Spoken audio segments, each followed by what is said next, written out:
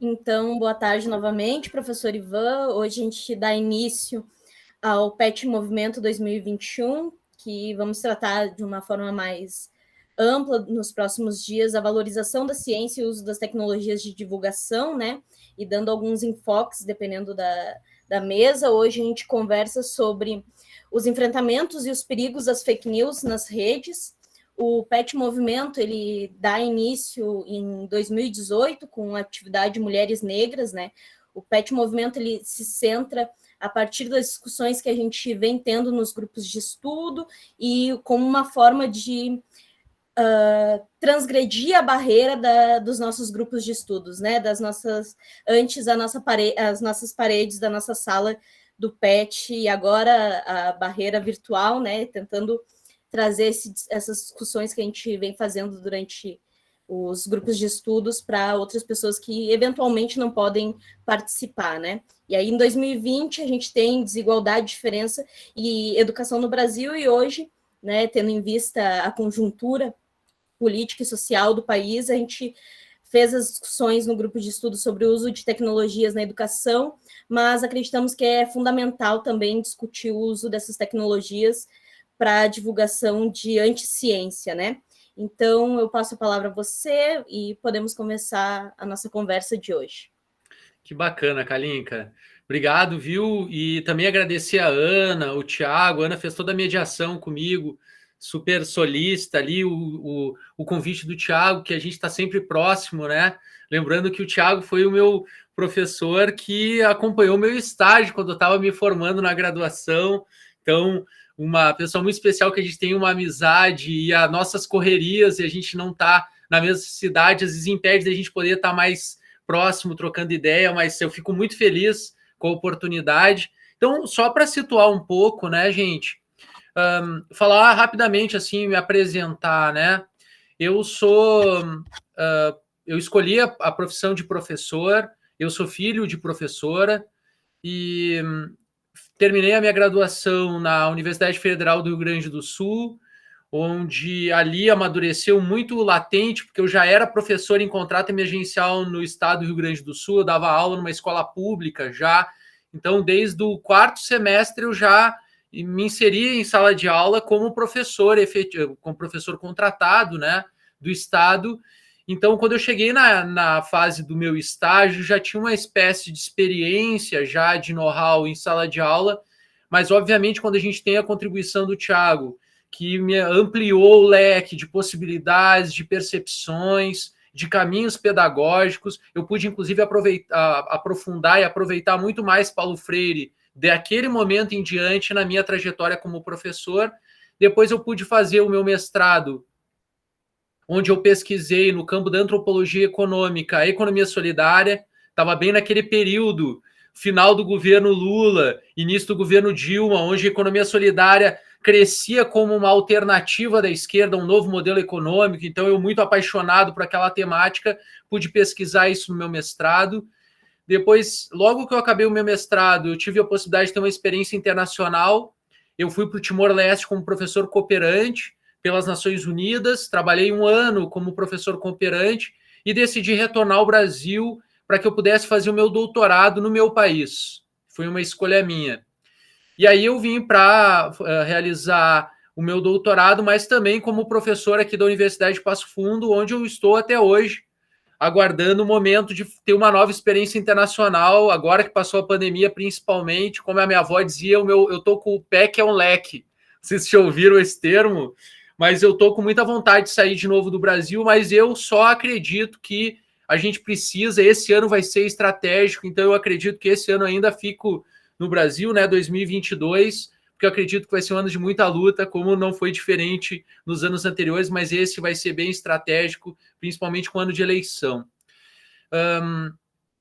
A temática que eu fui convidado aqui, para mim é muito cara, porque eu posso dizer para vocês que em 2019, na verdade, no início, em fevereiro de 2019, eu fiz uma escolha que foi parar de compartilhar coisas mais aleatórias, coisas mais esporádicas nas redes sociais e tomar uma posição de acreditar que o espaço do conhecimento científico e do conhecimento acadêmico, crítico, humanizador, que eu acho que esse é o grande polo, assim, precisava sair dos espaços da sala de aula, lembrem, né, 2019, muito antes da pandemia acontecer, antes de qualquer coisa nesse sentido, onde efetivamente grande parte do nosso trabalho era do presencial. Nesse período ali, fevereiro de 2019, eu amadureci durante o período de férias e pude pesquisar mais, inclusive, canais, conteúdos que tinham na internet circulando. E naquele período já me preocupava muito a quantidade de canais no YouTube que tinham um conteúdo extremamente tóxico e nocivo para o conhecimento, para a humanização da própria população brasileira. Lembrando que no nosso país estudar e fazer um curso superior é um grande privilégio.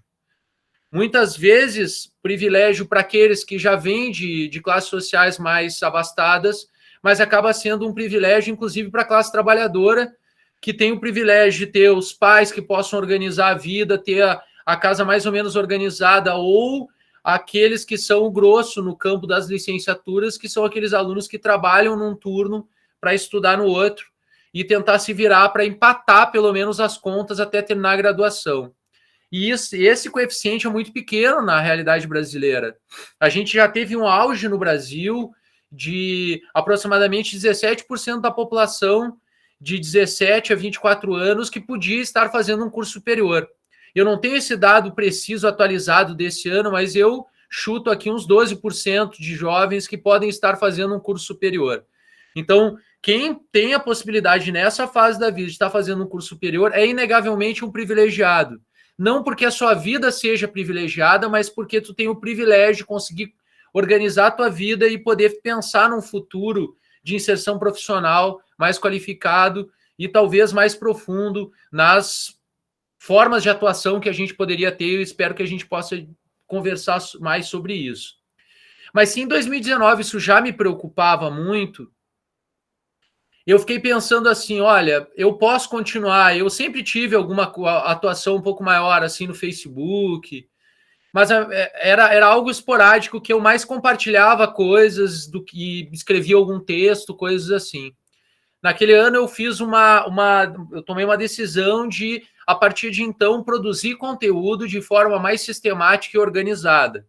Então foi naquele momento em que eu criei o canal Seus Comuna, né? Que está até com a loginho ali minha ali do lado, que esse é o meu ambiente onde eu produzo os conteúdos, grande parte dos meus conteúdos eu produzo aqui, com essa estante de livros aqui atrás.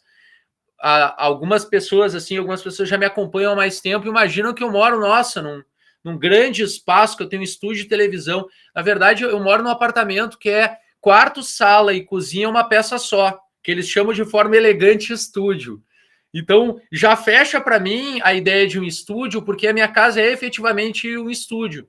Eu até vou mostrar para vocês aqui, peço licença para vocês entenderem como é que é o processo de gravação. Aqui do lado tem um refletor, que me ajuda a ter uma luz um pouco melhor, uma luz mais distribuída. Lá está minha bagunça do meu quarto, atrás daquela biombo preto ali, que é um armário que eu mandei fazer com rodinha, então eu consigo movimentar ele. Ali tem uma poltroninha, lá um banheiro, uma porta. Aqui tem um outro refletor e ali é minha cozinha. Vocês estão vendo ali um fragmento da minha cozinha e é isso aí. Esse é o espaço que eu vivo há, sei lá, 6 anos. E nesse cantinho aqui, que é o meu cantinho, eu vivo com a minha namorada aqui nesse micro apartamento e a gente se dá muito bem. Né? Quem consegue viver num lugar assim, que eu fiz uma medição esses tempos, o apartamento que eu vivo dá 1,5 container. Então eu vivo meio que num container, tá? Mas todo o cantinho do apartamento é aproveitado, grande parte dele, para produção de conteúdo. Aqui em cima, inclusive, tem um chroma key, ó. Vocês devem estar vendo um tecido verde ali em cima, que é o que eu consigo colocar no fundo para fazer fundos infinitos, onde eu produzo cursos. Inclusive, tem um curso que recém saiu turma, um curso de extensão que é para entender Pierre Bourdieu na prática. Um curso que eu fiz durante a pandemia, gravei e fiz toda a edição. Então, é algo que me dá muito prazer, que eu comecei desde 2019 a fazer essa produção de conteúdo.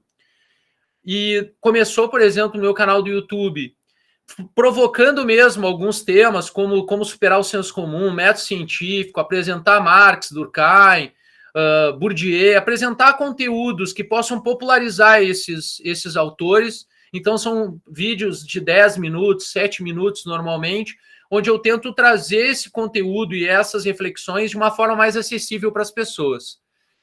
Ou seja, é uma ideia de popularização da ciência, mas, claro, eu também tenho alguns vídeos que eu vou falar sobre segurança pública, vou falar sobre os ANCAPs, né, essa moda que tem da galera de 16 a 20 e poucos anos de falar em estado mínimo e tal. E nessas possibilidades de produção de conteúdo, eu tive a possibilidade de entrar em contato com pessoas que eu não imaginava que existiam nas redes, que são pessoas que trocam ideia e demandam questões teóricas, demandam questões de produção de conteúdo. Então, quanto mais tu vai produzindo conteúdo e mais tu vai conhecendo pessoas interessadas nesse conteúdo, mais tu vai refinando os temas, tu vai criando uma espécie de comunidade onde tu tem a possibilidade de produzir e mais, fazer frente à quantidade de negacionistas que existem, né? E da produção de conteúdo. Aqui, olha que legal, Thiago. Exato, essa foi minha tese, inclusive o Thiago foi banca na tese, deu ótimas contribuições, sensacional. Então tá ali o linkzinho. Depois a gente pode, inclusive, para quem vai estar assistindo esse vídeo, linkar no próprio YouTube ali embaixo, perfeito, para a galera também poder ter acesso. E, inclusive, a minha tese de doutorado, ela foi logo quando eu estava no final da minha produção de tese, do meu doutorado, que eu tomei essa iniciativa de começar a produzir conteúdo, porque, claro, né, quando a gente acaba uma tese, um TCC, uma dissertação, parece que a gente vive num vácuo, porque a gente está com um peso tão grande, são toneladas nas nossas costas de produção, de responsabilidade, de prazo, e quando a gente termina, parece que a gente foi para o espaço e está num vácuo. Então, parece que sobra tempo para as coisas que tu nem imaginava.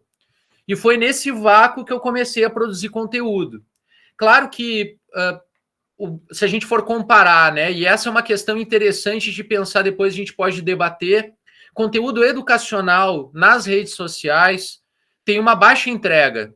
Com algumas raras exceções, tem uma baixa entrega, por quê? Porque o próprio aplicativo, os próprios aplicativos como YouTube, Instagram, que é o que eu mais utilizo, eles vão trabalhar com a lógica do engajamento e da constância na publicação, e tu tem que estar sempre mudando a forma de publicar, porque o próprio aplicativo vai mudar também.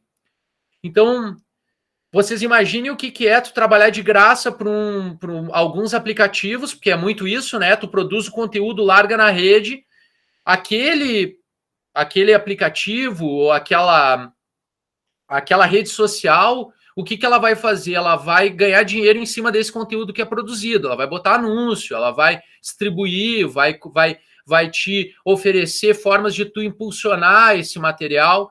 Então, tudo é um grande negócio. Ao mesmo tempo, bom, eu tenho, por enquanto, né, a minha profissão de professor mais consolidada dentro da minha universidade. Isso me permite produzir conteúdo sem necessidade de expectativa de retorno econômico. Então, é uma produção que se dá numa liberdade maior. Tanto que alguns vídeos que eu produzo, o próprio YouTube, por exemplo, vai apontar e dizer, olha, não dá para patrocinar esse conteúdo porque as empresas não têm interesse no patrocínio. E é isso que a gente vive. E só quem produz conteúdo vê o outro lado desses aplicativos, e é algo interessante de entender porque não é vendável alguns conteúdos que têm como base pensamento crítico e humanização. Por outro lado, esses mesmos aplicativos precisam de alguns anos para derrubar outros canais que são extremamente danosos. Eu acho que o último canal que mais compartilhava fake news e que foi derrubado, não porque o aplicativo decidiu, mas porque veio uma sanção judicial, foi o Terça Livre, que é um programa, não sei se vocês já tiveram a oportunidade de ver pelo menos um fragmento do que se falava naquele programa.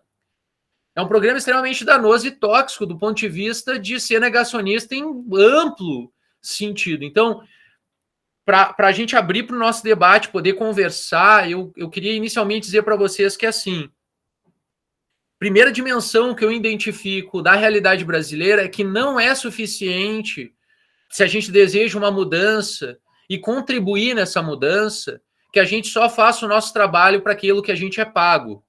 Então, ser um ótimo professor, ser um ótimo estudante, ser um bom cidadão, pagar impostos, né? Como uma galera gosta de dizer, que é um cidadão de bem porque paga impostos.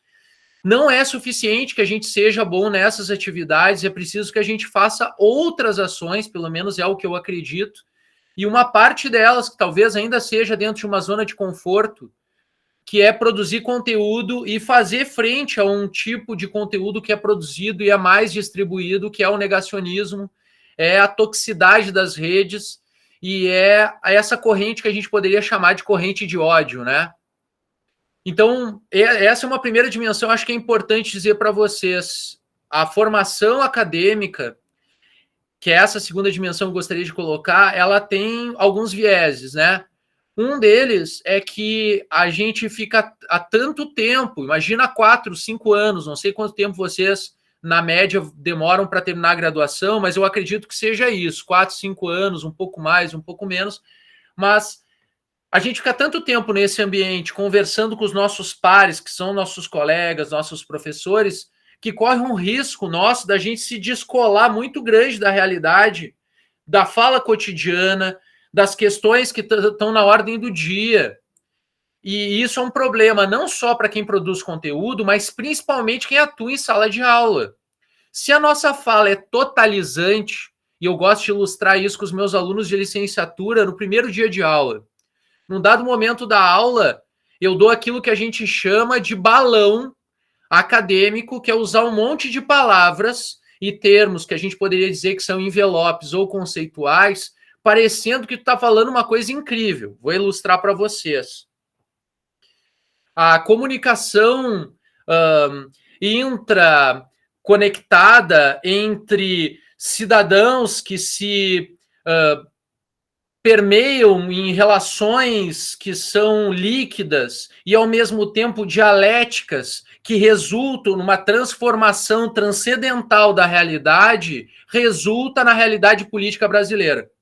Tipo, eu não falei nada com nada, mas eu tentei construir uma frase com um monte de palavras difíceis que, para as pessoas que não têm possibilidade de acessar o conhecimento, a reação delas normalmente vai dizer assim: nossa, esse cara deve ser inteligente, porque ele fala difícil, ele deve estar falando uma coisa muito incrível, só eu não entendi. E a gente corre o risco, e em aula, por exemplo, eu trabalho com uma sociologia que é uma disciplina isolada, diferente do Thiago, que pode trabalhar dentro do curso de ciências sociais, eu ainda não tive essa possibilidade na minha trajetória acadêmica, e como professor universitário. Então, a minha disciplina ela é isolada no currículo de todas as outras áreas do conhecimento. Então, vocês imaginem um engenheiro, está estudando engenharia civil, agronomia, medicina, num dado momento da sua formação, tem a disciplina de sociologia. E ele não escolheu essa disciplina, ela está no currículo, ela faz parte de uma concepção de universidade comunitária e de uma universidade, um conhecimento universal, né? Não apenas técnico e limitado à formação para o mercado de trabalho. E passado 3, 4 aulas de sociologia com esses alunos, existe o risco deles começarem a usar na sequência os conceitos dentro das mesmas frases. Então eles começam assim: a violência simbólica é um tipo de senso comum que opera no etnocentrismo, reproduzindo a sociedade. Os alunos, em 4 aulas, já poderiam operar esses conceitos. Mas qual é o problema? É que essa operação de conceitos acaba se transformando em algo tão distante e tão difícil de ser comunicado para o restante da população que não vive a oportunidade de uma disciplina como essa, que aqui a gente tem um limitador muito grande. Então, para expor para vocês, eu vivo sempre uma grande angústia dentro de mim, tanto quanto professor, quanto alguém que produz conteúdo para a internet, que é o seguinte: como a minha fala pode ser simples, o máximo universal possível, o mais democrática possível e que seja entendida pela maior parte das pessoas. Então, aquilo que, se eu não me engano, foi o Bauman que colocou, que os livros dele só passaram a ser lidos e a fazer algum tipo de sucesso quando ele parou de escrever para os próprios pares. Ele parou de escrever apenas para sociólogos, apenas para filósofos. E aí tem uma dimensão muito clara. Eu me lembro muito bem, quando eu comecei como professor, eu dava aula para uma espécie de sombra dos professores que eu tinha dentro da universidade que estavam lá no fundo, na minha cabeça, né? Fazendo assim para mim, ó. Do tipo assim, onde estão os conceitos? Onde está a teoria pura? E eu ficava com aquele fantasma e aquilo me angustiava e eu tentava ficar falando difícil, trazendo o máximo de conceitos possíveis e os alunos assim, ó. Tipo, eu estava falando para mim mesmo, para um fantasma que poderia ser, sei lá, a academia tradicional, né? O academicismo, melhor dizendo, e gradualmente, quanto a gente tem um contato aberto com os alunos naquela dimensão mais freiriana possível de troca, eu me lembro de alunos dizendo assim, bah, professor, a tua aula é muito legal, mas tem partes que eu não consigo entender nada. E quando o aluno diz isso para ti, ele tá te entregando assim de bandeja, dizendo, cara, tu tem uma oportunidade agora de mudar a tua linguagem, de mudar a tua didática e de construir aulas muito mais potenciais, muito mais potentes, trabalhando com uma linguagem acessível. Aquilo que a Viviane Mosé fala da gente evitar turvar a água. Porque a água turva a gente nunca sabe a profundidade, né? Já passaram em cima de uma poça lameada que tu não pisa porque tu não sabe se é fundo ou é rasa. Muitas vezes o academicismo faz isso. A gente fala difícil para turvar a água e não ser transparente em relação àquilo que a gente sabe ou não sabe dos conhecimentos. E eu fiz um voto ali e que eu tento aprimorar a cada minuto, a cada momento em sala de aula, na produção de conteúdo, que é falas acessíveis, com uma abordagem que seja interessante para a maior parte do público. Isso é uma luta sem fim, mas é algo que me motiva a estar sempre tentando melhorar, atualizar as minhas práticas, atualizar a minha didática, tanto em sala de aula quanto na produção de conteúdo. Eu acho que é isso, assim, para abrir um pouco os trabalhos para a gente poder debater. Vou adorar a gente poder bater esse papo agora com perguntas e com trocas. Eu tô louco para ouvir vocês e saber das questões que a gente pode construir aqui nessa tarde.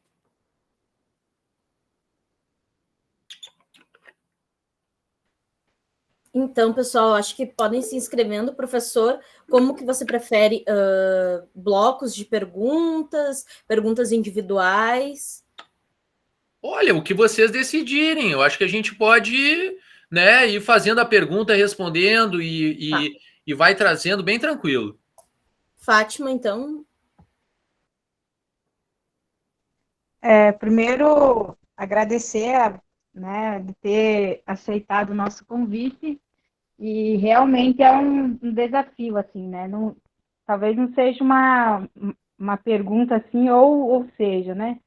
Mas primeiro dizer que é muito difícil essa tarefa do transcender o professor que fala difícil, né? Porque eu estou falando do ponto de vista de ter vivenciado estágio muito recente, né? Então, assim, quando a gente não tem conhecimento da turma, do que já foi trabalhado, eu acho que isso fica um pouquinho mais difícil ainda, né? E aí, claro que tu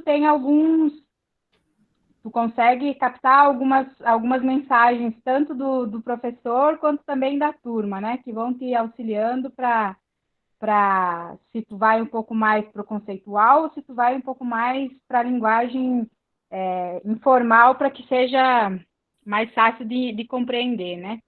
É sempre uma luta, uma dificuldade de tu medir, porque tu também não pode só falar de maneira informal, porque corre o risco do estudante responder o que me responderam numa aula quando eu questionei, né? O que é que vocês estão discutindo? A gente estava vendo uns vídeos aleatórios aí, né? A gente estava vendo umas coisas aleatórias. E aí, quando tu não, principalmente nas disciplinas de humanidades, que tu não deixa claro que a gente trabalha, né?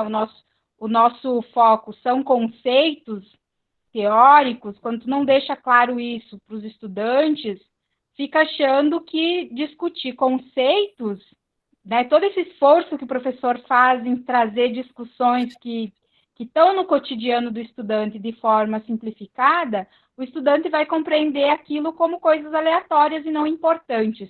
E aí a disciplina ela vai se tornando algo sem importância também, porque se a discussão é aleatória, não tem importância, né?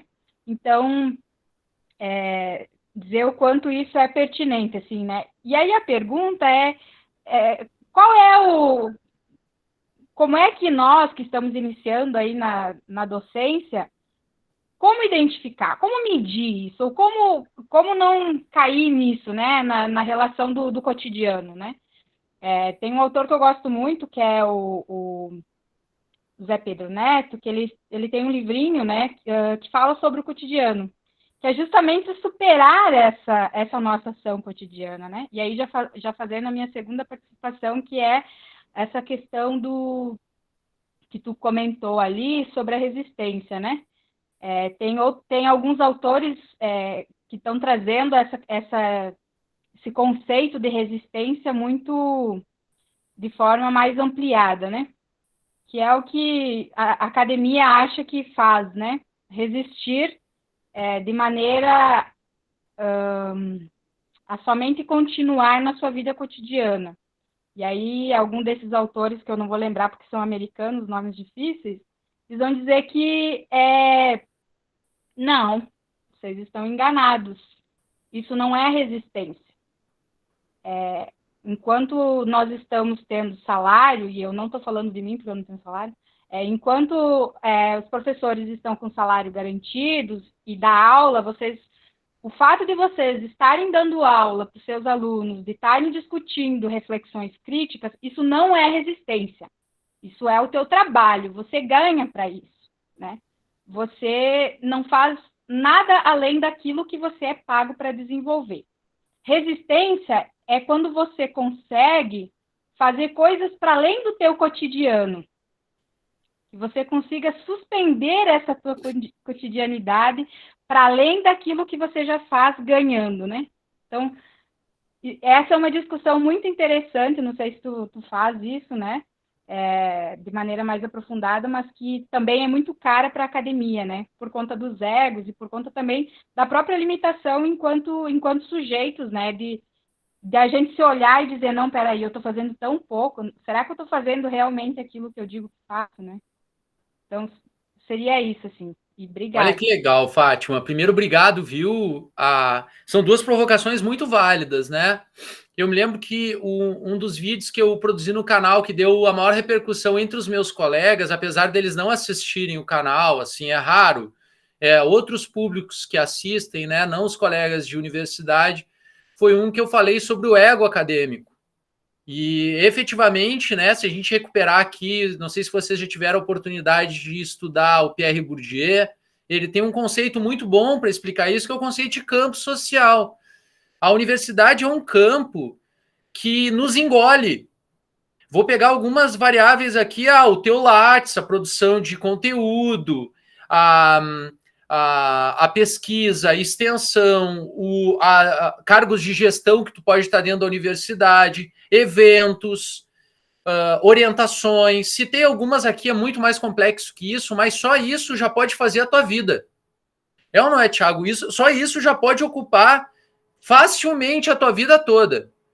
E tu não, talvez no teu final de semana tu ainda esteja lendo para preparar aulas, né? Que essa é a lógica do professor para durante a semana. Então, a própria rotina profissional nossa, Fátima, se a gente deixar, nos suga na completude. Na inteireza nossa vai nos sugar. A gente está vendo um filme já pensando, nossa, isso dá uma baita aula. É aquilo que a gente poderia colocar, né? A própria subjetividade do trabalhador. Ele é um trabalhador, se permitir, vai ser sugada e colonizada pela sua atividade profissional. Então, essa é uma dimensão muito perigosa do espaço acadêmico. Inclusive, é um vídeo que tá faltando eu produzir no canal, que se a universidade não tivesse abraçado essa ideia produtivista norte-americana, em grande medida, de produzir, e pontuar, porque isso vai ajudar na seleção, vai ajudar no concurso, vai ajudar numa inserção profissional melhor, num cargo melhor dentro da universidade. E essa lógica, ela consome a maior parte dos intelectuais formados para a produção de conhecimento e para a transformação do mundo dentro de uma lógica que retroalimenta ela. Porque eu comecei a me dar conta que por mais que eu publicasse artigos, o número de leitores e de citações que eu receberia no contexto brasileiro, seria ínfimo em comparação com a distribuição que teria um vídeo ou um conteúdo disponibilizado na internet. Então, isso tem, claro, com isso eu não estou dizendo que eu não publico, que eu não pesquiso, que eu não faço extensão, óbvio que eu faço, mas eu preciso organizar um tempo para uma atuação que seja para além daquilo que me paguem, para além daquilo que efetivamente é o meu papel profissional. Então, essa é uma primeira dimensão interessante do que tu colocou, tá, Fátima? Que com certeza a resistência não é ser um excelente profissional, não é dar uma aula crítica, porque, por exemplo, no meu caso, eu dou aula de sociologia, né, na minha universidade, apesar de com as reformas mudarem o nome, tentarem trazer nomes e tal, e fugir da sociologia, ela é a essência do meu trabalho, mesmo que eu esteja agora acabando uma segunda graduação em pedagogia, que eu acho que é muito complementar trabalhar com os pequenos e produzir conteúdo também para as crianças do país, mas, ao mesmo tempo, essa é uma dimensão. Tu trouxe uma segunda questão no início da tua fala, Fátima, que é talvez a dimensão que a sociologia mais é confundida com o senso comum, que é o fato dela ser, o que ainda sobrou dela, né, nas escolas, com a reforma do ensino médio, ainda ser historicamente abolida dos currículos escolares, mas quando ela volta aos currículos escolares em alguns momentos áureos, ser ministrada por qualquer professor, não ser necessariamente um professor formado na área. E muitas e muitos relatos de alunos que eu ainda recebo hoje dentro da universidade com os alunos é que eles tiveram uma sociologia que era assim, tem um textinho aqui, vamos ler e cada um dá a sua opinião. Que é aquilo que tu colocou, Fátima, o risco da sociologia ser o que cada um acha.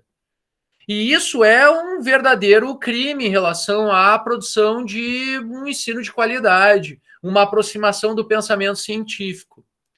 E aí eu tenho talvez algumas pistas, Fátima. Eu trabalho, e aí eu vou criar aqui uma metáfora, e eu acredito demais nas metáforas, tá, gente? Eu acho que a metáfora é um recurso didático incrível. A metáfora ela não é assim o que eu estou dizendo, mas ajuda a gente a entender a abordagem. Então, por exemplo, eu acredito que a fala acessível ela precisa de algumas bordas, como uma forma de pizza, tá?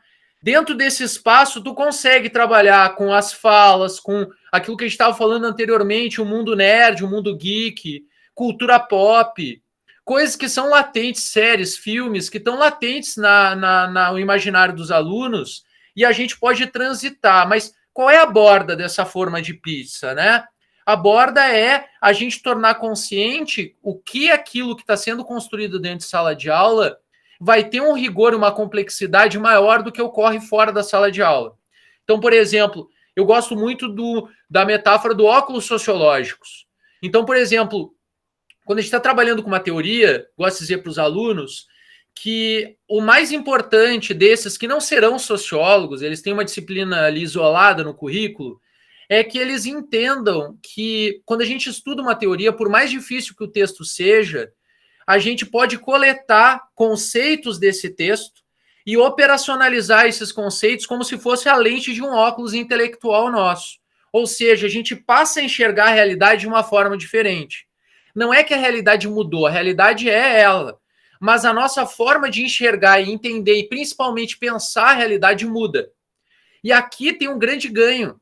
Porque se a gente tem essas bordas, que é o pensamento científico, acadêmico, que é o nosso papel de oferecer no espaço escolar, com isso a gente pode transitar com essas bordas bem delineadas, ou seja, as fronteiras da discussão, em que a gente percebe quando a discussão está descambando para uma opinião de senso comum, a gente pode puxar ela, inclusive perguntando para o aluno, tá, mas isso tem a ver com os autores que a gente discutiu, com os conceitos que a gente utilizou na disciplina, ou é a tua opinião pessoal?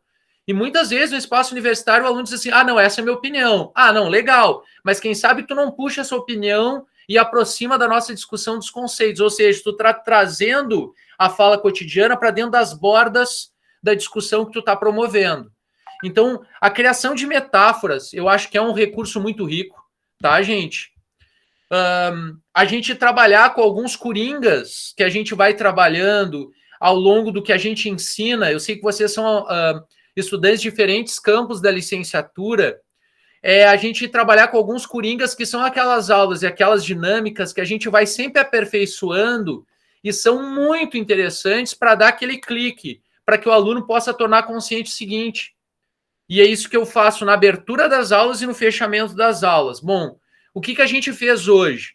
A gente abstraiu a realidade. E como é que a gente fez isso? Por meio desse autor, desses conceitos que nos permitem enxergar uma complexidade maior, e depois a gente não se satisfaz mais com o pensamento simplista e de oposição simples, né? Ou tu é esquerda ou tu é direita, ou tu é gremista ou é colorado. Essa ideia dual de chuveiro ligado ou desligado, quente e frio, que o senso comum ama, o senso comum beija o tempo todo, essa ideia de que ou tu é favorável ou tu é contra mim. Com o pensamento complexo, o aluno não se basta mais com esse tipo de dinâmica e ele começa a desconfiar da simplificação do mundo. E aí, Fátima, aí tem um caminho muito legal, muito bacana da gente operar com uma linguagem acessível, uma dinâmica leve em sala de aula, mas com as bordas bem traçadas. E isso a gente adquire na experiência, é na prática. Aquilo que o Paulo Freire fala, né, que a gente constrói a nossa trajetória caminhando. A gente constrói o caminho no fazer, no movimento. É aquilo que não nos deixa parar e se satisfazer com alguma prática que a gente criou uma vez e vai usar pelo resto da nossa vida, né? Que é o oposto do que qualquer educador que busque um trabalho de qualidade vai construir. Obrigado pela questão e a gente segue conversando. Ana está inscrita e pessoal, acho que podem se inscrevendo tanto pelo chat quanto levantando a mãozinha também. Oi, boa tarde. Boa tarde, pessoal. Boa tarde, Ivan. Primeiro, eu quero agradecer a tua participação, Ivan. A gente fez de tudo para que tu pudesse participar, né, e estar aqui com a gente hoje. Ainda bem que deu certo, né, e a gente está tendo essa oportunidade de pensar contigo nessa questão das fake news, do uso das tecnologias de comunicação. Eu vou ser mais direta, assim, né? Enfim, você comentou aqui, você produz conteúdo, você larga nas redes, então tu tá familiarizado com isso, né? E aí eu digo por mim, eu não tenho redes sociais, né? Eu pelo menos vejo que elas distorcem a realidade, e aí eu tô distante, assim, delas, de qualquer notícia, qualquer informação. E aí a minha pergunta ela é mais direta e pensando assim nas mídias, nas fake news e até no risco assim à democracia, como que a gente preserva esse ambiente do debate público? Ou melhor, né? Tenho em mente assim que esse modelo de funcionamento das redes serve também para criar essas bolhas. Ainda existe esse espaço público de debate nas redes? Ou, pelo menos, assim, como que tu vê isso? Como que, se ele ainda existe, como que tu acha que daria para preservar ele? Olha que legal, Ana. Baita pergunta, tá? Eu respeito muito as pessoas que optam por não estar nas redes sociais, tá? Eu tenho uma colega professora aqui que não tem celular. Então, tu quer fazer contato com ela, tem que ligar para a secretaria da unidade dela e deixar um recado para ela. Tu tem que ligar para a casa dela, se tu for mais íntimo, para deixar algum recado. E é isso, ela trabalha com e-mail e com recados assim, e é essa a vida dela. Eu respeito, porque eu entendo que, de certa forma, isso vai preservar a saúde mental dessa pessoa, né? De ela não precisar conviver com essas hordas, né? Eu, por exemplo, optei por não estar no Twitter. O Twitter não é uma rede social que me fez bem. Ali tem coisa assim que, às vezes, no Twitter tá bombando uma crise, uma discussão enorme. Tu acha que aquilo tá no mundo, tu desliga o Twitter e ninguém tá falando sobre isso. E não tem nada fora daquela bolha ali que estourou uma polêmica. Então, para mim, nunca fez bem algumas redes sociais. O Facebook, por exemplo, é uma rede que eu meio que abandonei mais por ser extremamente tóxico, principalmente depois da última eleição, assim, uma horda de ódio muito grande, então às vezes estragava o meu dia. Isso eu posso dizer que tem uma toxicidade muito grande. Por exemplo, alguém entrar num post teu e dizer assim, mas tu não tem vergonha, Tu é professor, como é que tu vai defender tal coisa? Então, tipo, a pessoa atacando a minha profissão por uma postagem que eu fiz numa rede social, que é o meu espaço, onde eu me reservo no direito, né, de uma democracia, de ter uma posição e uma opinião. Bom, mas eu entendo. Por outro lado, Ana, aí que tem uma dimensão importante, tá?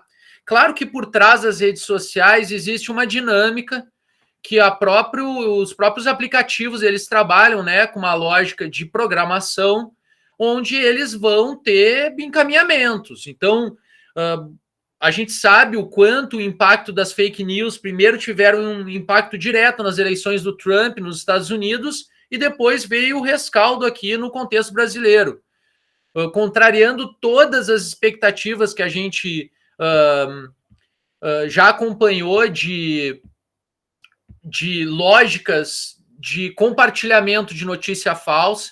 A última eleição isso ficou ainda mais evidente no contexto brasileiro, onde mesmo um candidato com 1 minuto de televisão consegue compartilhar uma lógica nas redes sociais e isso tem um impacto numa democracia. Então, isso direto, isso não aconteceu só no Brasil, só nos Estados Unidos, só estou citando esses exemplos, o quanto, bom, são, para a gente colocar na mesa, né?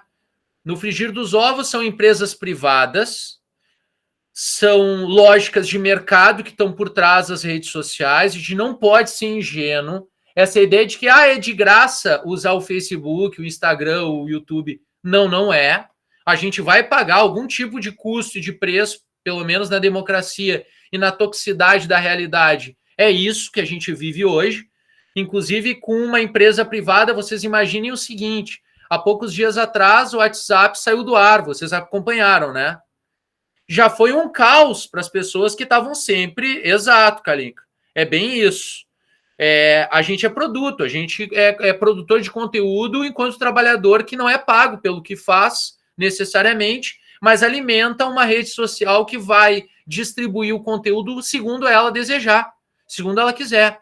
Se ela confere, por exemplo, que a partir de amanhã a palavra política vai ser banida das redes sociais, se tu escrever política, a tua postagem não vai ser entregue, ela pode fazer isso. Porque ela é uma empresa privada. Ela pode excluir quem ela quiser da rede social. Ela pode amanhã criar critério novo que ninguém quer e derrubar grande parte das pessoas que ela não tem interesse que estejam nas redes sociais. Então, se a gente pensar, isso é uma coisa que me preocupa muito. Por quê? Porque grande parte da nossa comunicação hoje está nas mãos das empresas privadas. Vejam que talvez uma das poucas empresas públicas que a gente compartilha coisa é os Correios, por enquanto, que ainda não foi privatizado na sua inteireza. Então, se as empresas privadas decidirem, a partir de amanhã, quebrar as democracias, eu acredito que elas tenham grande chance de fazer isso, de orientar a entrega de conteúdo, a seleção das notícias e das informações que vão chegar efetivamente para a maior parte das pessoas. Eu descobri, por exemplo, que a gente com R$300, tá? R$300, consegue comprar um pacote de impulsionamento para atingir 8 mil pessoas. Você sabe o que é isso? Uma vaquinha simples de uma turma juntando dinheiro, tu poderia impactar 8 mil pessoas impulsionando uma publicação que vai chegar ou no Facebook, ou no WhatsApp, ou no Instagram para essas pessoas. Por um valor que, se a gente pensar hoje, é uma bagatela. Uma bagatela para um coletivo de pessoas que estão... Mas espera aí. Já, e a gente já viveu isso, a gente está vivendo o quê? Uma lógica de impulsionamento para que aquela informação chegue nas pessoas que a gente deseja. Então, olha que grande negócio. Antigamente, a gente tinha que esperar para ver, sei lá, no Jornal Nacional, o que seria notícia para a gente tentar, ou no Fantástico, para a gente tentar dizer assim, bom, o que é que as pessoas vão falar na próxima semana. Agora mudou tudo. Agora, o que a gente está vivendo? A lógica de que o grupo que pagar mais e impulsionar notícias e informações vai alcançar o maior número de pessoas. E se tu não é uma dessas pessoas, tu nem sabe que essa informação está circulando. E aí tem uma angústia muito grande para nós, professores. Porque veja o desafio, né, Ana? Apesar de tu não estar nas redes sociais, tu consome streaming, por exemplo. Tu consome Netflix. Então, ou outros aplicativos de streaming. Ou seja, apesar de tu não estar nas redes sociais, de alguma forma, esse conteúdo que está viralizando nas redes está chegando até a tua pessoa. Só que, claro, tu tem a possibilidade de fazer a tua interpretação, tu tem a possibilidade de conversar com teus amigos próximos ali, mas esse conteúdo está sendo produzido também com direcionamentos e com intenções. Se a gente for pensar o desdobramento que a gente poderia ter, uma postura de sustentação das democracias, apesar desse processo de colonização das nossas formas comunicativas a partir de empresas privadas, uma das coisas que eu fiquei pensando seria, por que a gente não poderia ter redes sociais que seriam alternativas, trabalhariam numa forma mais transparente e pública, da própria gestão pública. Mas aí, quando a gente fala isso no Brasil, é muito complicado, porque por trás de qualquer discussão entre público e privado, tem ainda aquela concepção de que o público não funciona, o público é muito caro, que a gestão dessa lógica é muito nefasta, que os políticos vão fazer uso eleitoral disso depois. Então, uma das dimensões que eu acho mais interessantes hoje na internet é algumas iniciativas que estão conseguindo romper com isso.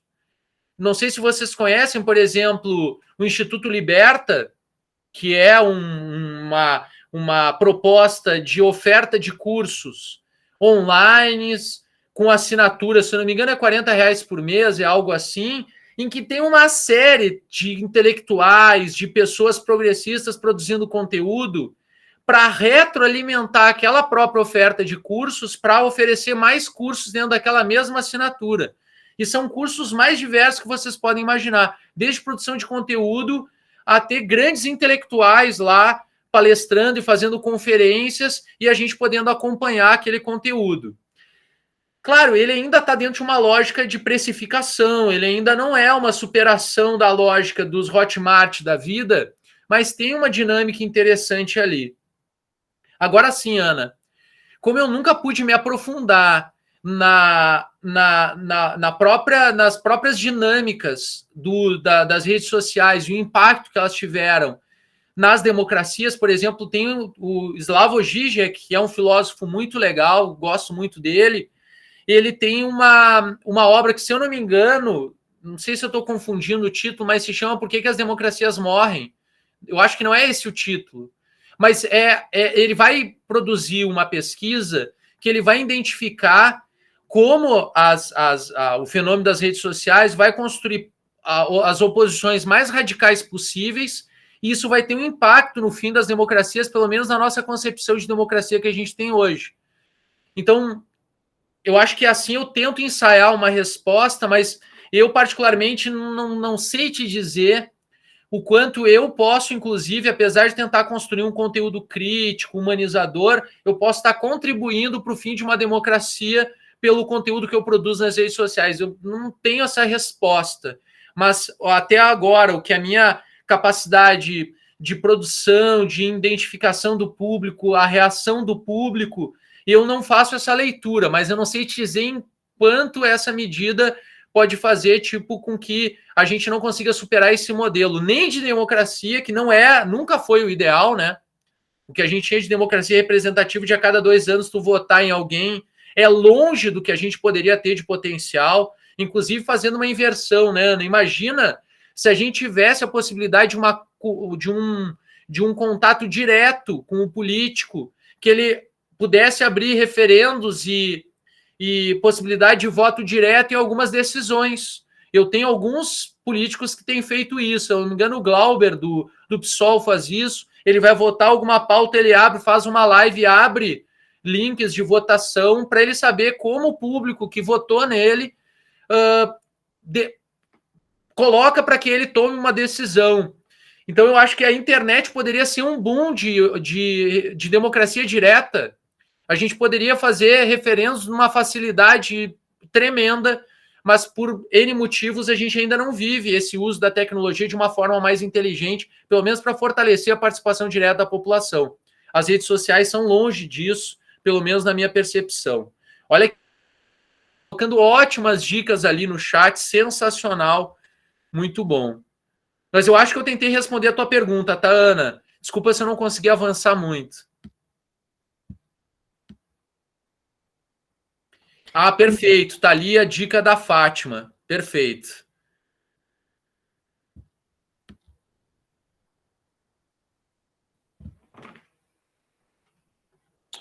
Agora eu acho que é o Alex que está inscrito, né? E depois o Guilherme. Isso. Oi, conseguem me escutar? Sim, alto e claro. Então, a minha pergunta vai um pouco também na direção do que a Ana comentou, né? Tu comentou ali sobre a produção de conteúdos, assim como você e mais milhões de pessoas Brasil afora produzindo algum tipo de conteúdo, e isso gera, de fato, uma comunidade de diversos conteúdos, né? Algo bem abrangente assim, e esse grande abrangimento dá muito espaço para conteúdos reacionários, negacionistas, a rodo, né? Aí eu teria duas perguntas, que a primeira é, como que faz para nós gerar o interesse no conteúdo mais científico?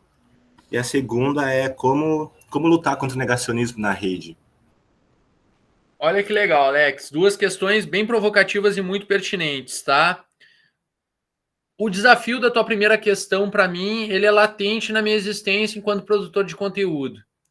Que é o seguinte, tem momentos assim que tu produz um conteúdo super despretensioso, que era algo que tu queria dizer, não necessariamente que o público apontou que era interessante, e esse conteúdo entrega muito bem, tem um engajamento incrível e a própria dinâmica dessa rede social entrega muito bem o conteúdo.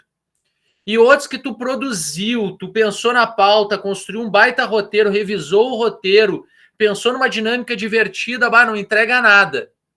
É um desastre, né? Então, essa dinâmica é algo que não é nada fácil a produção se a gente tem uma expectativa de uma entrega qualificada, tá? Mas pelo menos na minha experiência, o meu canal tá longe de ser um sucesso, de ter viralizado, tá longe disso, mas eu sou muito feliz com ele, porque é uma experiência muito prazerosa a gente poder falar para um público que não seja apenas o público acadêmico, né? Que é o público que eu efetivamente trabalho e muitas vezes quando me chamam, dá uma formação de professores. Aí, de novo, são profissionais que são de ensino superior e eu estou falando para os colegas lá, professores. Eu adoro fazer isso também, mas muitas vezes é um público que também vive em algumas bolhas, né? Então, tem um desafio grande que é a modernização da nossa comunicação. Eu vou fazer, inclusive, uma provocação ali para a Fátima, né? Fátima, por exemplo, no início da nossa conversa ali, eu fiz uma brincadeira assim com os marxistas, né? Da gente falar sobre algo que seja efetivamente transformador da realidade. Ficar falando de filmes, de séries, de desenho seria meio que uma perda de tempo, uma perda de potencial.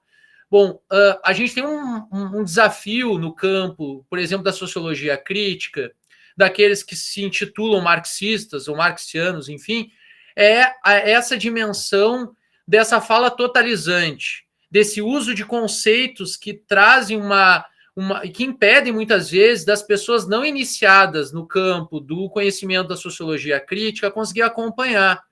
Vejam o que é a fala que durante muito tempo estava dentro dos espaços sindicais, de que a burguesia faz uso dos meios de produção para explorar os proletários e retirar o seu sangue pela mais-valia e produzir os seus lucros exorbitantes. Bom, essa fala, ok, ela é muito interessante, ela é incrível, mas ela não comunica para a maior parte da classe trabalhadora brasileira. Então, o que seria? E o mesmo a gente pode falar do conteúdo científico. Vocês imaginem que antes de começar a produzir conteúdo, eu comecei a olhar canais que tinham baixa audiência, mas eu tentava entender o que faz um canal ter um alcance um pouco maior e um alcance irrisório. Bom, se tu pensar, a linguagem é um caminho que é uma pista interessante, né? Infelizmente, quando a gente está falando de produção de conteúdo, tem coisas que são detalhes, mas que eles são importantes. Eu, por exemplo, comecei com um celular, um tripé que era uma banqueta, que eu ainda tenho minha banqueta aqui, ó, essas banquetas assim mais altas, que eu colocava livros em cima e eu apoiava o celular ali e gravava. Esses os meus primeiros vídeos do canal lá. Inclusive, o primeiro vídeo do meu canal é sobre senso comum. vocês vão ver que a qualidade da câmera, a qualidade do som e a iluminação e tudo isso é, nossa, muito precário. Mas eu não deixava de produzir por isso, eu estava sempre produzindo. Mas eu comecei a perceber que também melhorar gradualmente a parte técnica e a parte da fala, da performance, isso é uma coisa que num vídeo faz diferença, né, gente? Às vezes em sala de aula a gente tem professores que têm um perfil mais tradicional. Então, por exemplo, aquela coisa assim: olá, alunos, hoje vamos conversar sobre o autor tal, ok? Abram a página 12 e lá vocês vão encontrar tal definição. Bom, aqui a gente está falando de performance, de tom de fala, de expressividade. E na produção de vídeo faz diferença essas questões que muitas vezes pode ser pensado como um detalhe, mas segurar uma audiência durante 5, 10 minutos na internet é um milagre. Então, para te conseguir construir isso, algumas qualidades técnicas, por exemplo, tu ter gradualmente um microfone um pouco melhor faz diferença para quem ouve os teus vídeos no fone de ouvido. Quando o vídeo tem aquilo que todo mundo que já tentou gravar um vídeo dentro de casa deve ter percebido, que é aquela voz de banheiro, que tu fala e fica assim, e tu ouve aquele eco da voz estourando no fundo. Para quem ouve com fone de ouvido, isso agride o ouvido, tu não consegue ouvir mais do que 2 minutos do vídeo. Mesmo que a pessoa seja ótima, bem intencionada, tu não consegue. Então, esses são alguns elementos de detalhe, que são técnicos ou de performance. O linguajar também, que eu já falei anteriormente, mas tem um elemento que eu acho, Alex, que é talvez o que a gente pode mais trazer do universo pedagógico da sala de aula, de uma educação popular, de uma educação voltada àqueles que não têm, muitas vezes, acesso a livros, acesso a streaming, acesso à internet de qualidade, que é o potencial pedagógico e engajador dessa galera para o universo do conhecimento. Porque, gente, para mim, uma das coisas que mais me preocupa no Brasil, da realidade da bolha do ensino superior, é alunos que estão no 5º, 7º semestre, que na minha disciplina dizem assim para mim: professor, eu não sou muito da leitura. Nossa, isso me quebra, porque eu fico pensando assim: nossa, se nem a escola e nem a universidade despertou nesse jovem a vontade, o interesse pela leitura, o gosto pela leitura, e eu não estou dizendo a leitura acadêmica, de qualquer leitura. Eu sempre pergunto: mas tu não lê, tu não gosta de ler literatura? Não, nunca fui muito disso. Para mim é uma preocupação enorme, porque assim, são experiências que não despertaram nesse jovem a autonomia intelectual. Porque assim que acabar o processo formativo dele, talvez ele nunca mais abra um livro se ele não for obrigado. E isso é muito preocupante. Então, assim, Alex, algumas coisas que eu tento construir na produção de conteúdo para melhorar a entrega, o engajamento e vencer o limite do linguajar abstrato acadêmico é pensar que sejam 5, 10 minutos que possam potencializar alguma mudança de ação desse indivíduo, ou da forma dele pensar, ou da forma dele agir. Eu gosto daquela pergunta que estava na Universidade Federal do Rio Grande do Sul, na época que eu estudava, lá no campus do Vale, que estava pichado na entrada, num grafite lindíssimo, dizendo: para que e para quem serve o teu conhecimento? E eu acho que perguntas como essa, ou o que tu faz com o livro que tu leu, ou quantos livros tu deixou de ler para ficar olhando o celular, coisas que são aleatórias. Potenciais como esse, que fazem com que a pessoa se questione e potencialmente modifique comportamento ou a forma dela pensar e agir, não porque tu está dizendo o caminho, mas porque tu está problematizando e tu está permitindo que a pessoa possa, no mínimo, balançar um pouco aquela zona de conforto ou aquela bolha que ela vive. Eu acho que cada pessoa vai ter um potencial. Por exemplo, o Thiago, que adora o campo da rádio, que já produz conteúdo em rádio há muito tempo. Se a gente for pensar, o Thiago vai comentar sobre elementos que ele ama, por exemplo, o futebol. O que um sociólogo, um professor universitário tem para produzir no campo futebolístico? Muito! É um espaço que os intelectuais não estão. Tá lá aquele perfil de programa esportivo, que é o clássico que a gente tem por aí, que as pessoas começam a falar de um goleiro da década de 70 e termina a falar do Romário na Copa de 94. Tipo, E aí, para gerar audiência, eles ficam brigando entre eles numa discussão totalmente sem sentido e que não leva a lugar nenhum. Né? Ah, o Grêmio é melhor do que o Inter. É o tipo clássico de discussão que nunca vai levar a lugar nenhum, né? E que no final quem fala isso vai dizer assim, ó, tipo, o Thiago deve estar escrevendo agora, o Grêmio é o melhor. Tô brincando. Mas é ou não é? O clássico da discussão que muitas vezes não leva muito a lugar nenhum. Então, tu imagina tu colocar alguém do campo das ciências sociais, do campo da sociologia, da educação, nesse espaço para falar sobre esporte e futebol. É um espaço onde o Thiago se realiza. O Thiago não vai lá na rádio, não sei se ele segue indo, mas eu acredito que sim. Ah, vou lá falar sobre futebol. Não! Ele vai lá para pontuar, pelo menos na época em que eu tive mais contato com o Thiago, ele ia na rádio principalmente para falar mais do futebol, para potencializar. De repente já tem outros programas agora lá que ele também produz. Mas vocês imaginem, daqui a pouco o Daniel Amorim aqui, ele adora, sei lá, um outro campo, ele gosta de música, ele adora música. Pô, e o que o Daniel, professor Daniel, tem a estar nesse espaço discutindo o espaço da música pelo viés que a área dele de conhecimento oferece? O que a Ana Paula, que estuda, sei lá, história, tem para conversar sobre filmes e séries que ela pode fazer links incríveis com a historiografia, ou seja, ou brasileira, ou antiga, enfim.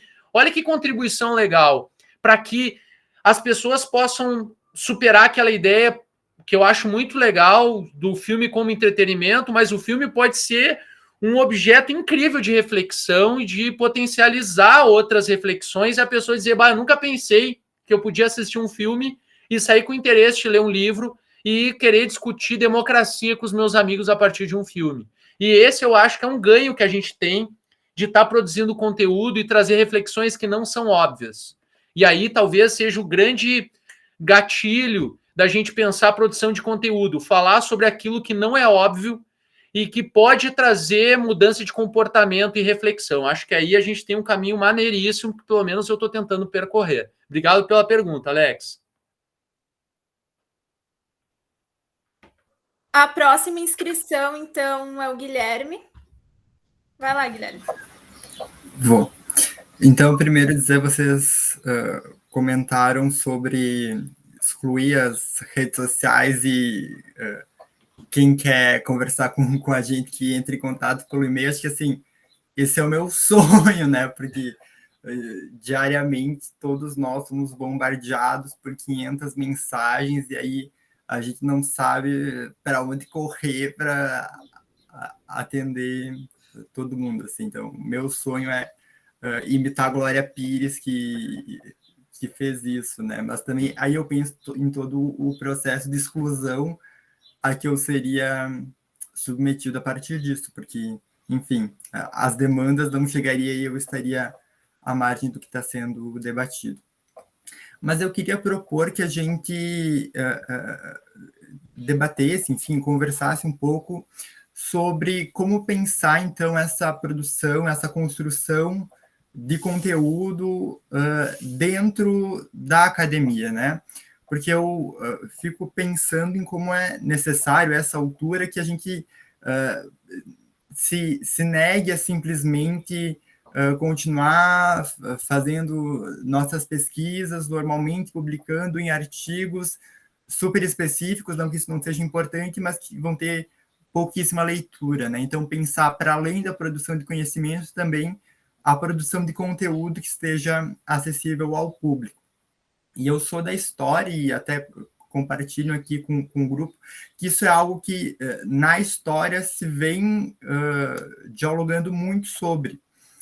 E existe um campo que vem ganhando terreno no Brasil, principalmente na última década, que é a história pública, que justamente está pensando em dialogar com públicos mais amplos, né? E aí eu também ressalto como esse ambiente é muito contraditório e é um ambiente de embate, porque se por um lado nós temos muitos historiadores com iniciativas sensacionais, e com muitas dificuldades também para manter essas iniciativas sensacionais, por outro a gente tem canais negacionistas, e o maior exemplo disso é a empresa Brasil Paralelo, né, que, enfim, tem um super sucesso, é um case de sucesso em história pública. E aí, como produzir conteúdo nessas bolhas e tentar enfrentar esses negacionistas. É muito difícil.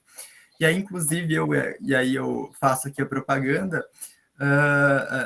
numa disciplina de teoria da história, com o professor Fábio, que quem aqui da UFS conhece, nós desenvolvemos, eu e mais 3 colegas, um canal e podcast, que agora está na 2ª edição, foi institucionalizado como projeto de extensão, em que a gente entrevista pessoas, tanto para o YouTube, como depois transforma em áudio para podcast. Mas aí, enfim, tudo dentro das nossas capacidades, mas está sendo bem interessante, assim. A gente não tem um público comparável a Brasil Paralelo, mas eu já fico feliz. A gente tem uma média de 100 visualizações por vídeo no YouTube, assim, o máximo é 200, fiquei super feliz com o vídeo, com uma live que a gente fez.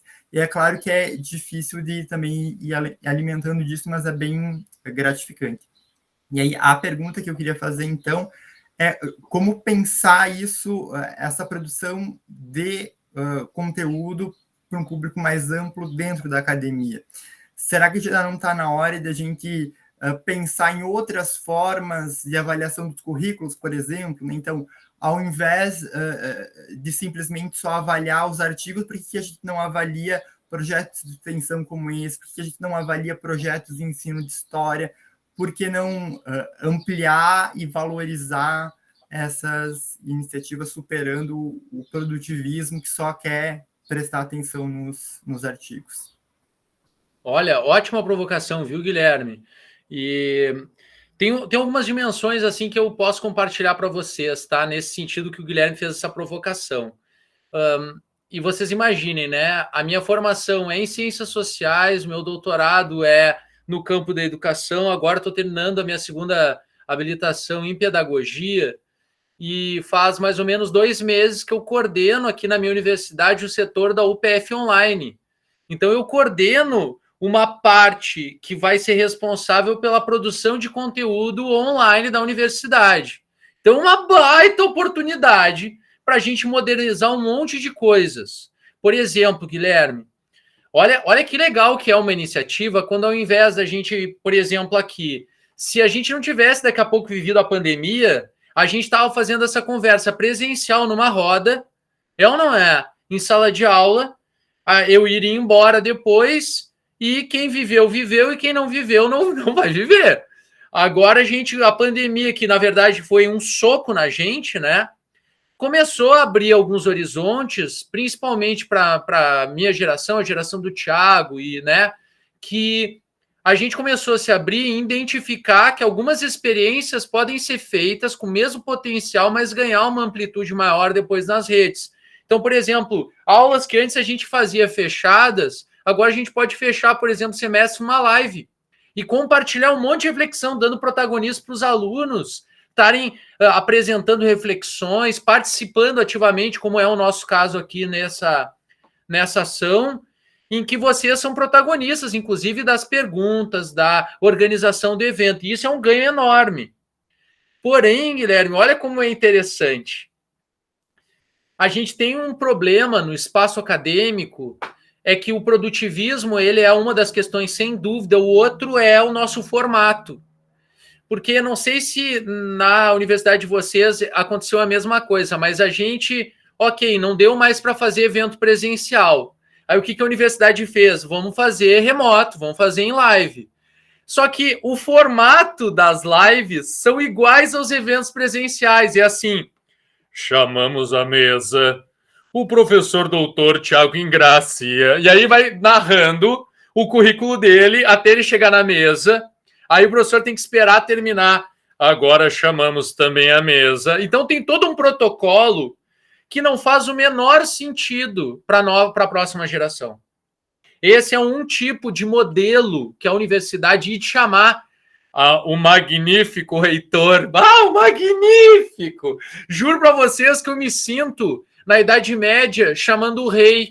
Chamamos o magnífico rei. Ele entra com trombetas, assim, enfim, mas isso é um legado do espaço acadêmico que ainda está muito latente. Ou, Guilherme, programas que tentam modernizar, e alguns, inclusive, são o perfil que a história tenta construir em diferentes universidades. Tem dinâmicas incríveis produzidas, conteúdos com uma dinâmica muito mais atrativa.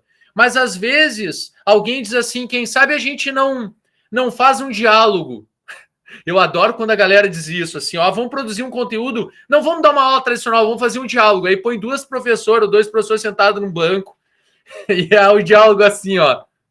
Olá, tudo bem? E o outro, tudo bem. Você sabia que na Idade Média, quem é que começa um diálogo assim?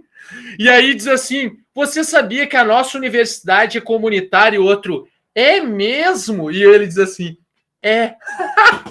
Cara, que diálogo é esse? E aí eles trazem lei no diálogo. Você sabia que na Constituição Federal, tipo, ninguém tem um diálogo assim, gente. E aí tu olha o vídeo, juro para vocês, a minha sensação é que algumas produções que ainda tentam popularizar, me lembro os programas de entrevista da Hebe Camargo, não sei se é da geração de vocês, mas é levar os convidados para ficar sentado num banco, conversando sobre coisas que já foram combinadas antes de entrar no ar. Então fica evidente que não tem nada ali novo, é tudo já roteirizado. Então tem um desafio, talvez, que seja muito grande, Guilherme, que é assim, primeiro, nada do que tu produz de forma virtual pontua no teu currículo Lattes. A não ser um livro virtual, um artigo virtual. Agora, a produção de conteúdo em vídeo ou podcast não traz ponto no currículo. Então, isso já é uma definição interessante para nós, tá? Ou seja, essa tentativa de modernização, a pontuação do teu currículo não necessariamente vai levar em conta. Então, isso já é, muitas vezes, um freio para um professor iniciante que gostaria de produzir, mas precisa pontuar para oportunidades futuras, que é aquela ideia do produtivismo. Mas também tem uma outra dimensão interessante, Guilherme, que é o seguinte, a gente vai produzir, essa é a grande questão em quando a gente vai produzir conteúdo, tá? A gente vai produzir um conteúdo que vai ser consumido só pelo nosso curso dentro da nossa universidade. Esse vai ser um conteúdo produzido para ser consumido apenas por historiadores, pegando o teu exemplo, tá? Então aí vão poder usar nomenclaturas, vão poder usar terminologias que o historiador, mais ou menos iniciado na área, vai poder entender. Ou a gente vai produzir um conteúdo universitário, acadêmico, mais para um público leigo e diverso. E essas 3 aqui que eu simplifiquei, porque são muito mais formas de produção, essas 3 questões aqui precisam estar muito claras na hora de produzir conteúdo. Porque a gente vê claramente quando um vídeo é institucional, né, Guilherme? Já deve ter visto vídeos institucionais de história que são protocolares, que eles apresentam algum tipo de protocolo, algum tipo de elemento, tipo assim, a Universidade Federal do Rio Grande do Sul apresenta o curso de História, que já tem 80 anos da sua história. Bom, isso é um vídeo protocolar, né? É um vídeo institucional que está falando sobre si mesmo para vender para aqueles que estão, para apresentar para que o público consumidor é aqueles que estão lá dentro. Ou é a popularização da história.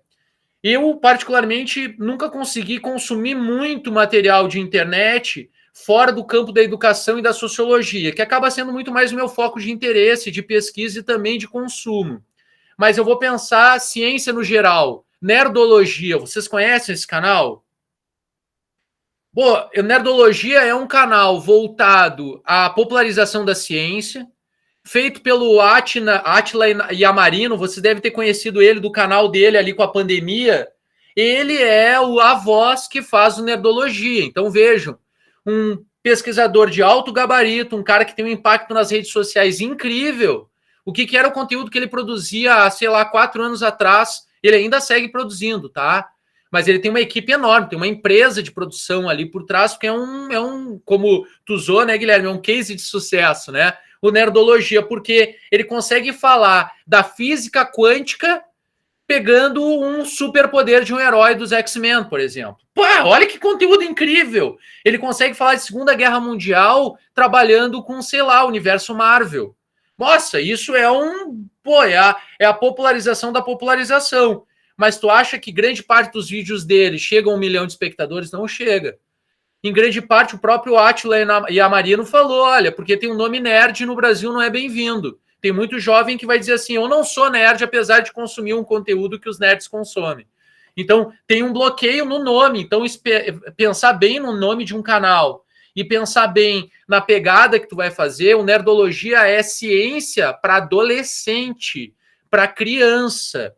E sem infantilizar, não é assim, olá, amiguinhos, vamos... Não. É o papo direto, é papo reto, e vai chegar ali no conteúdo que quer, e vai compartilhar conhecimento, vai mostrar livros, vai mostrar referências e vai dialogar com o universo geek. Então, tem uma riqueza muito grande. Eu acho que tem um amplo espaço de produção de conteúdo na linha da história, da historiografia, Guilherme, se sair do mais do mesmo, que é o professor, o clássico, e é isso que a gente pode fazer, inclusive a minha autocrítica, é o professor sentado com livros no fundo falando o que ele domina. Só que tudo que envolve uma produção mais elaborada do que isso, envolve muito trabalho. Deve ter percebido, né, Guilherme? A Kalinka, a Ana Paula, só de organizar um evento já te consome um tempo. Então, por exemplo, eu chamar alguém para uma entrevista no canal consome um tempo que às vezes eu não tenho. Porque eu tenho que convidar a pessoa, explicar para a pessoa. Se ela não é muito iniciada, ela vai ficar nervosa e vai começar a dar para trás. Ela vai dizer, mas eu não sei se eu acho que eu vou estragar. E aí tem que ficar convencendo a pessoa e às vezes em cima da hora ela cancela. Porque também tem isso, né, gente? A vida é dinâmica. Às vezes ela não pode.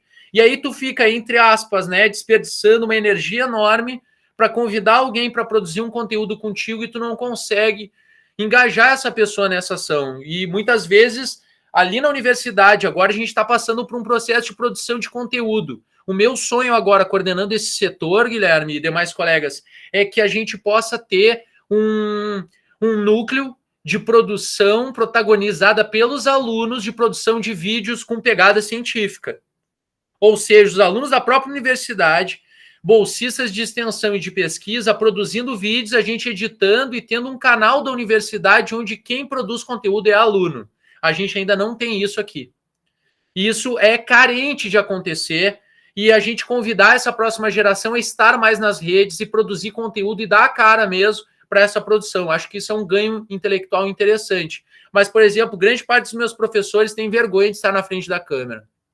Posso afirmar para vocês, e se julga péssimo na frente da câmera. Ele nem experimentou, ele nem se deu o direito de experimentar, mas ele já diz que ele não dá para isso, ele não quer. Então é uma geração muito fechada, viu, Guilherme? Acha que para ti ficar na frente da câmera tem que ser o William Bonner. Boa noite. Né? Eu não sei, a galera cria uma expectativa de performance que a gente só adquire fazendo.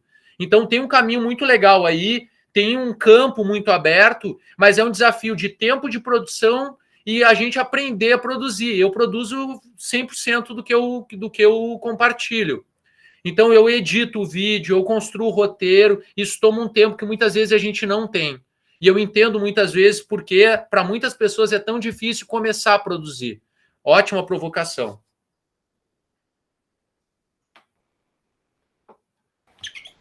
Então, a Priscila retirou a inscrição, então agora sou eu. Eu tenho uma pergunta bem breve, só que dependendo disso pode trazer alguns desdobramentos, né?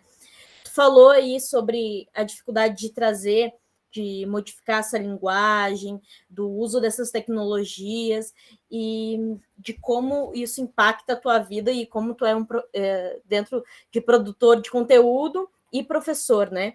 E dentro disso eu fiquei pensando, né, o uso dessas fake news, a gente fala muito em redes sociais, né, mas eu acredito que o pai ausente dessas fake news, né, é o YouTube, porque se a gente parar para pensar, nasce com o YouTube essas teorias da conspiração, essa ampla divulgação de notícias falsas, né, e se tu parar para viajar um pouco no YouTube, logo tu cai numa toca de coelho e acaba entrando, sei lá, em canais que o pessoal está fazendo vídeos sobre a Terra plana.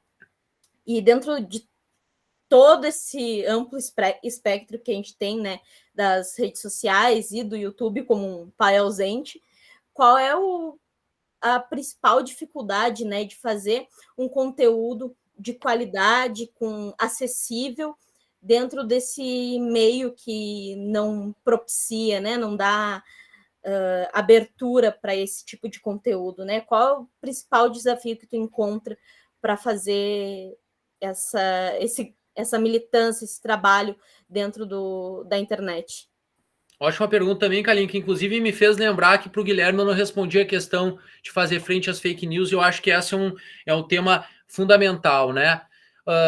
A gente tem um desafio na produção de conteúdo que possa fazer frente ao fake news, e essa toxicidade, tu deu o exemplo dos terraplanistas, né? Se vocês acessarem o YouTube, vocês vão ver que vídeos de terraplanistas às vezes têm milhões de visualizações. Eles têm um alcance muito grande. E isso aconteceu da mesma forma com os vídeos polêmicos de um candidato à presidência que venceu as eleições. Eram vídeos que, por algum motivo, engajavam e eram entregues aos milhões, porque tanto quem era contra e quem concordava compartilhava e as pessoas consumiam. O terraplanismo é um exemplo disso, porque assim, quem não concorda assiste para rir. E quem concorda assiste para ganhar mais argumentos de debate. Não sei se vocês já viram, a gente está vendo um fenômeno de podcast entrando no YouTube também. Porque o podcast raiz é aquele que tu não imagina a aparência das pessoas. E no teu imaginário, como é no rádio, né? A gente fica imaginando, nossa, que voz, como é que a pessoa será? Então a gente tem muito podcast hoje, a gente tem uma das figuras, talvez, a que está mais ganhando dinheiro hoje na internet com podcast, sem ser alguém famoso que já teve outras oportunidades, é o Monark. Não sei se vocês conhecem essa figura. O Monark, ele é o perfil médio do pensamento da classe média masculina brasileira. Que ele não quer mudar algumas coisas porque é trabalhoso, mesmo ele tendo dinheiro, mesmo ele tendo oportunidade de estudar, tem dinheiro, tem tempo, tem acesso a livros e à cultura, mas existe um trabalho intelectual ali que todo mundo sabe que para te desmentir ou desconstruir uma frase de fake news, tu precisa de 15, 20 minutos para conseguir estruturar uma ideia. E a linguagem de internet, ela não permite 20, 30 minutos de fala. Ninguém assiste. Por isso que, olha como é fácil, gente, tu viralizar uma notícia falsa. E o senso comum preconceituoso, tá? Que é o que eu discuti na minha tese, que o Thiago colocou ali no chat, na minha percepção, ao longo das minhas pesquisas e experiências de produção de internet, é que o senso comum, ele cabe em uma frase. O clássico. Toda mulher é gasolina, ou melhor, toda mulher é interesseira. Isso tu precisa de 3 segundos para dizer. E se alguém te perguntar, mas de onde é que tu tirou isso? Ah, porque a fulana viu um carrão e ela foi lá e namorou o cara, e antes ela não queria saber do cara. Ah, porque ela não passeia com fulano porque não tem carro, mas com o ciclano que tem dinheiro tem carro, ela vai. Então isso vai confirmando a hipótese dessa frase. Mas veja, eu gosto daquela metáfora que é assim, a gente não tem resposta para tudo, a gente não consegue estudar tudo. É ou não é? A gente acaba tendo possibilidade de romper o senso comum de alguns temas que são de nosso maior interesse ou que as nossas experiências educacionais nos permitiram. Então, vou dar um exemplo para vocês aqui. Eu nunca pude aprofundar o meu conhecimento sobre Covid-19. Então, até essa pandemia chegar, a questão da contaminação de um vírus, como é que se alastra e tal, eu nunca tive vontade de pesquisar sobre isso. Então, a minha curiosidade era um cano aberto. Tá? Era um cano aberto que estava aberto ali, não tinha nada ali dentro. A notícia falsa, a fake news, ela rapidamente põe um tampão. Ela te dá uma verdade. Do tipo assim, Covid-19 veio da China. É um vírus chinês para destruir o Ocidente e o capitalismo. É um vírus comunista. Bom, se eu fosse uma pessoa que não tivesse tido acesso ao estudo e também tivesse esse cano aberto, esse tipo de notícia, ele fecha rapidamente o meu cano. Então, se me perguntar sobre pandemia e sobre Covid, eu lanço essa pérola. Por quê? Porque ela me satisfaz naquele momento. O mesmo vale para explicar comportamento social, o mesmo vale para falar de meritocracia, de pena de morte, tantos outros temas que colonizam as formas das pessoas pensarem. E assim, Kalinka, produzir conteúdo dá trabalho, a gente não pode se iludir, é trabalhoso. Quanto melhor o conteúdo, mais trabalhoso vai ter em off. Antes de tu ligar a câmera e começar a produzir, tem trabalho. Quando tu desligou a câmera, tem mais trabalho. Então, e inclusive nem todo dia tu tá bem para produzir conteúdo. Às vezes, cara, tu não, como professor, tu naquele dia tu não entraria em aula porque tu não tá bem, mas quando tu entra em aula, tu tem os alunos, tu tem interação e daqui a pouco tu sai maravilhoso da aula. Produção de vídeo não tem isso. Tu não tá bem, tu ligou a câmera, gravou, tu vai continuar não estando bem, porque a câmera não vai te trazer nada.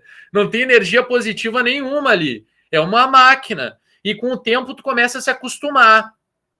Uma dica para quem quiser produzir videoaulas, produzir conteúdo de internet e ficar mais afeito à câmera, observa a lente da câmera como o olho daquela pessoa mais incrível que tu já conheceu na tua vida e está falando para ela. É isso que eu faço. Eu imagino, juro para vocês, que por trás do olho da câmera tem aquele aluno e aquela aluna que está lá sentado na sala de aula e está assim para ti, ó. Anotando, sabe? Que baixa a cabeça para anotar e fica vidrando e tu vê que está fervendo ali a cabeça da pessoa. A câmera, para mim, é essa imagem que eu tenho. Então, isso me venceu muito o bloqueio que eu tinha quando ligava a câmera. Mas esse trabalho todo, sabe como é que a gente reduz, Kalinka? Quando a gente tem um coletivo de produção de conteúdo. Eu ainda não consegui construir isso, tá? Mas por que um coletivo é muito legal? Porque num coletivo, tu distribui as tarefas e a produção é coletiva. Então, quem grava o vídeo é uma pessoa, quem edita o vídeo é outra, quem constrói o roteiro é outra, quem finaliza a produção é outra e quem compartilha aquele conteúdo é outro. E aí a gente consegue fazer miséria em relação ao que acontece hoje com fake news e notícia falsa que circula na internet. Vou dizer por quê. Porque se tu tem um coletivo de produção, é mais ou menos a metáfora que eu faço com a gente treinar e fazer academia. Quantos de vocês não foram lá, pagaram 6 meses e nunca mais voltaram? Fizeram 1, 2 semanas e disseram, não quero isso aí. Agora, se tu tem um amigo que treina contigo, uma amiga, imagina se tu tem 6 pessoas que dizem assim, ó, vamos correr. 6 pessoas te mandando mensagem dizendo, ó, tô botando o tênis, vamos sair, estamos passando aí para te buscar. É muito difícil de tu ficar sem energia para produzir e sem aquele estímulo daquelas pessoas que têm o mesmo objetivo contigo. Então, produção de conteúdo em coletivos é uma baita sacada. Deixa eu indicar para vocês um podcast que é produzido aqui em Passo Fundo, que é nessa ideia, que se chama Perdi a Ficha, que é um tipo de podcast que mistura, perdi a ficha, RPG, conhecimento das ciências naturais, com uma ambientação de humor. Então, eles têm quadros que são duas pessoas falando sobre a evolução do ser humano, lá do Homo sapiens, num bar que tem toda a ambientação do bar. Tem as pessoas pedindo cigarro, tem o cara falando da cerveja quente, tem a briga do bar. A ambientação é toda essa e eles estão nesse bar conversando num papo de conversa mesmo sobre a evolução do ser humano e como é que ele chegou a virar o Homo sapiens. Então, é o tipo de produção que eles produzem toda semana um podcast de, sei lá, 40 minutos e eles conseguem fazer essa produção porque ela é coletiva. Eu, se produzisse um vídeo de 40 minutos por semana, eu não faria praticamente mais nada a não ser entrar em sala de aula. Eu não atualizaria a aula, não leria mais nada, só para vocês terem noção do trabalho que dá. Então, uma das alternativas, Kalinka, é essa. Outra, que é o que esse canal que tu citou e muitos outros produzem esses conteúdos absurdos, é o quê? Eles têm grana. E eles têm grana do quê? Porque existem empresas, existem interesses políticos que bancam essa produção. E são produções que eu contrato um profissional de edição, eu contrato alguém que tem uma boa fala para narrar esse documentário. Esses tempos eu estava no meu pai, e o pai ele é consumidor de YouTube, mas ele gosta que o YouTube sugira os conteúdos para ele, tá? E isso é um perigo. E uma vez o pai estava vendo o YouTube, ele dormiu. Quando eu voltei para o quarto dele, estava assim, ó, a voz do Google, juro para vocês, porque a Segunda Guerra Mundial é uma grande falácia. Vou provar com 3 argumentos. Dizendo, que é isso? Como é isso? Essa é uma produção lixo. que é um texto colocado, uma voz artificial para narrar com imagens aleatórias colocando. Mas se a gente olhar outros canais, tem um narrador quase com a voz do, sei lá, daquele narrador do Fantástico, eu nem me lembro mais, Sérgio Chapelain. É uns caras com uma edição, com uma trilha produzida para aquilo. Por quê? Porque eles têm na ordem de 1.000 e poucos reais para investir em cada um desses canais, ver se eles fazem um conteúdo de qualidade, depois botar 100, 200 mil. Gente, não sei se vocês acompanharam na CPI, mas empresário dizendo que botava 1 milhão. Você sabe o que é 1 milhão na mão de um coletivo de produção? Tu faz miséria, tu reinventa a história do Brasil na internet. Então, tu produz um filme. Falando nisso, vocês já assistiram Marighella? Filmaço! Tem que ver no cinema. Só que, obviamente, aqui em Passo Fundo não vai passar, né? Obviamente, em cidade conservadora não passa no cinema. Mas filmaço! E não é um filme militante ingênuo, é um filme que mostra a dureza da luta contra a ditadura militar e quem foi o Marighella e as contradições do Marighella. Filmaço! E o diretor é o Wagner Moura. E ali, na ordem de 1 milhão, tu produz um filme de alta qualidade. Então, tu imagina vídeos na internet. Então, Kalinka, um dos caminhos que eu acho muito legal para a produção de conhecimento são os coletivos. Os coletivos, na minha humilde percepção, são revolucionários. Tanto para uma revolução conservadora e de retrocesso, quanto uma revolução progressista e de informação e humanização da população. Podem ter certeza que a direita mais reacionária e conservadora desse país, que é anti-ciência, que é anti-vacina, gosta da morte, ama a violência, eles produzem conteúdo porque eles têm recurso. Quando esse recurso escassar, eles vão ter um problema. Imagina se a ala mais científica, mais crítica, mais humanizadora consegue produzir conteúdo de qualidade sem recurso simplesmente porque tem coletivos de produção. Aí nada para essa produção. E a gente ainda é muito refratário nisso, né? A universidade ainda acha uma coisa menor produzir conteúdo para a internet. Isso eu posso afirmar. Já tive um colega meu perguntando assim, Ivan, tu não acha que tu tá vulgarizando a ciência? Esse é um termo francês, tá? Da ideia de que tu popularizar é vulgarizar. Então, só para vocês terem uma ideia do tipo de percepção que a ciência mais tradicional e conservadora e elitista tem em relação à produção de conhecimento. Muito bom, boa pergunta, viu, Kalinka? Obrigado, ótimo. Acredito, então, que nós vamos se encaminhando para o encerramento, né? Muito obrigada, professor, pela presença. Esperamos que um dia a gente unidos, né, no campus novamente. Inclusive, durante o evento, né, o planejamento com as meninas, eu lembrei que você fez uma participação num evento da geografia também, do PIBID, em 2017, 2018, se eu não me engano. Então, muito obrigada por esse momento novamente. E a palavra está aberta a você. Só lembrando também que o evento continua, né? A gente tem a oficina Como Identificar se uma informação é falsa, no dia 5/11, às 9 horas da manhã. E esperamos a sua presença, se você puder, é claro. Pô, vai ser um prazer, viu, Kalinka? Obrigado. E deixa eu agradecer o convite, gente. Um bate-papo maravilhoso. Deixa eu elogiar essa equipe aqui, esse coletivo de discussão, de pensar práticas voltadas à educação popular. Agradecer mesmo o convite, foi uma tarde muito prazerosa, apesar de estar cansado dessa semana e desse calorão que a gente está vivendo aqui na região.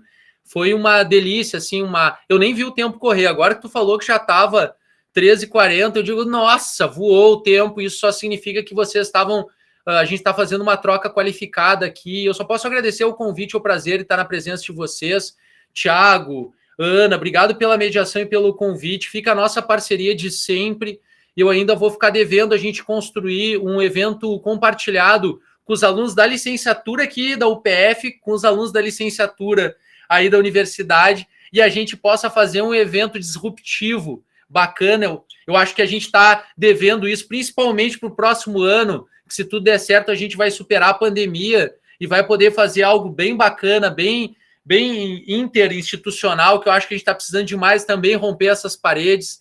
Então, obrigado demais, viu, gente? Eu fico à disposição de vocês.